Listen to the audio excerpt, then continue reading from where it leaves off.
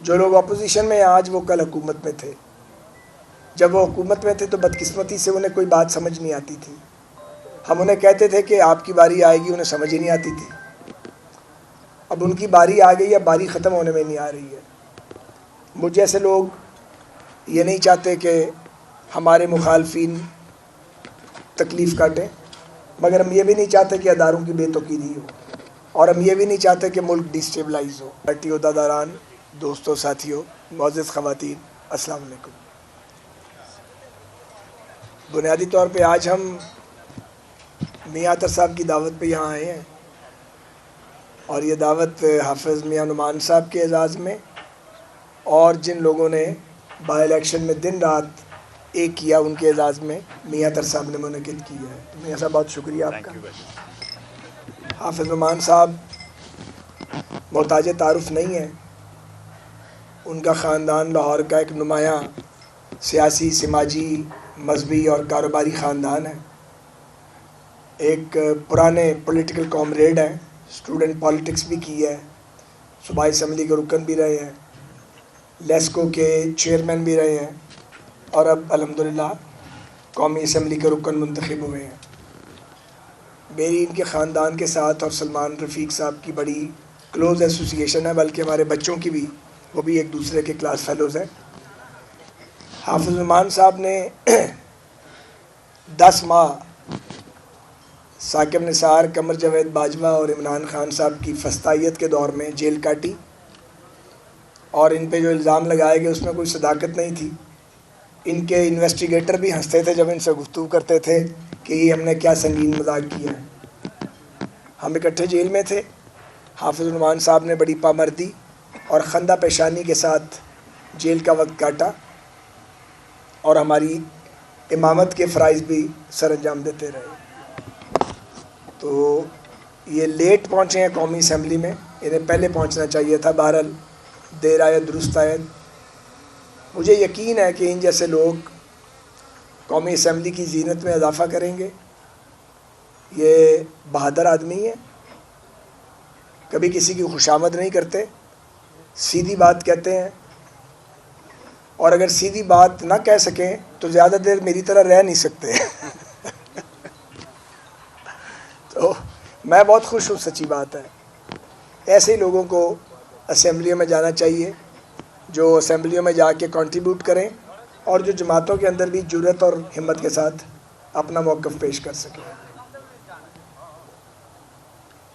جو پاکستان اس وقت ایک مشکل دور سے گزر رہا ہے، ویسے تو جب سے ہم نے آنکھ کھولی ہے پاکستان مشکل دور سے گزر رہا ہے، لیکن اس وقت دباؤ بہت زیادہ ہے.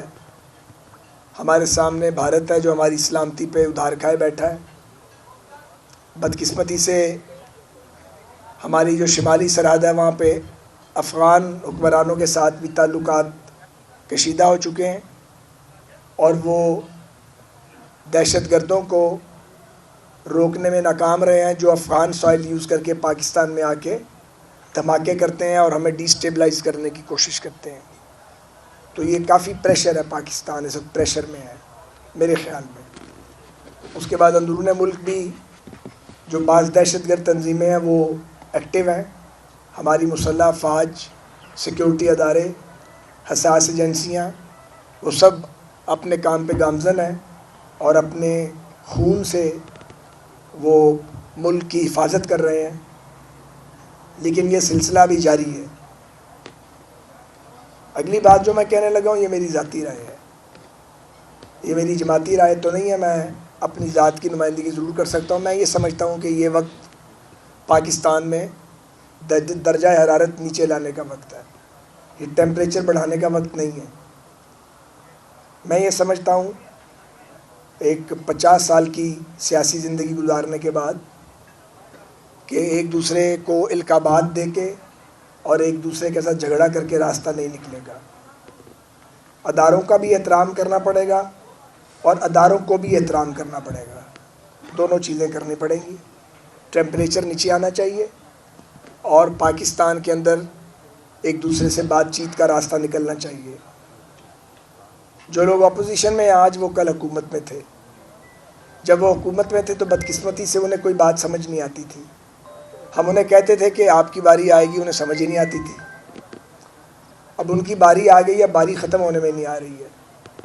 مجھ جیسے لوگ یہ نہیں چاہتے کہ ہمارے مخالفین تکلیف کاٹیں، مگر ہم یہ بھی نہیں چاہتے کہ اداروں کی بے توقیری ہو، اور ہم یہ بھی نہیں چاہتے کہ ملک ڈسٹیبلائز ہو. اس لیے راستہ ایک ہی ہے، جتنا چاہیں جھگڑا کر لیں ایک دوسرے کے ساتھ، آخر کار آپ کو بات کرنی پڑے گی. نہ کوئی سیاسی حقیقت کبھی ختم ہو سکی ہے اور نہ اداروں کو ختم کیا جا سکتا ہے. اس لیے میں اسی سوچ کی وجہ سے اپنے آپ کو تھوڑا سائڈ پہ رکھتا ہوں، اور جب موقع ملتا ہے تو کوشش کرتا ہوں کہ بات نہ کروں. اب آپ نے بات کرنے کو کہا ہے تو میں نے اپنے پیرائے میں اپنی رائے آپ کے آگے رکھ دی ہے. اللہ تعالیٰ اس ملک کا حامی و ناصر ہو، اور اس ملک کی تمام سیاسی جماعتوں کو، اس ملک کے ریاستی اداروں کو، ہمارے اکابر کو، وہ اکابر حکومت میں ہیں یا اپوزیشن میں ہیں یا جو اداروں کی لیڈرشپ ہے، ان کو یہ توفیق دے کہ وہ غصے اور انا سے اوپر اٹھ کے اور تلخی سے اوپر اٹھ کے پاکستان کے لیے سوچ سکیں. اور جب آپ ایک ہاتھ آگے بڑھاتے ہیں تو آپ کو اپنی ذات کی نفی کرنی پڑتی ہے. جو اپنی ذات کی نفی کرتے ہیں اور جو اپنے دھڑوں کے مفادات سے اوپر اٹھ جاتے ہیں، وہی لوگ ہوتے ہیں جو قوموں کو مشکلات سے نکالتے ہیں. پاکستان کے 24 کروڑ لوگ اس سلوک کے مستحق نہیں ہیں کہ وہ بھوک، غربت اور ناانصافی کی دلدل میں وہ ڈوبتے رہیں اور اس میں پھنسے رہیں. دائروں کا سفر ختم ہونا چاہیے. اس ملک میں ہمیں ایک دوسرے سے بات کرنی چاہیے، اور معقول بات کو سنا جانا چاہیے، اور معقول بات ہی کو کیا جانا چاہیے.